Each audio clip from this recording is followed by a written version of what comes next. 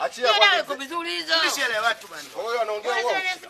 Wewe mbaya sana wewe. Achia kwanza hela. Kigwendo. Yaani mzee, unauza vitu ambavyo haifai. Sasa kama una shida hela kula si useme tu. Wewe unamsikiliza wewe wana. Yaani serikali kesi kinazungumza kuhusu tabia ya serikali. Kama mnuni biashara yangu na poa. Msikizeni. Wewe ni muongo anachoongea. Utaangukia pabaya wewe. Ni wageno, Kama una ni shida hela wageno, kula ni tabia sema yake. kupe. Haji utapelo. Bambo. Nini? Unaniharibia kwa hiyo.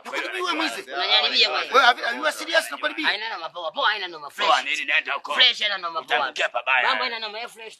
Hapo huwezi kitu. Poleni jamani. Poleni kwa matatizo. Wewe usikitu hapo. Nakutangazia biashara. Mimi msi wako. Usikitu. Hapa usikitu, usikitu. Usikitu.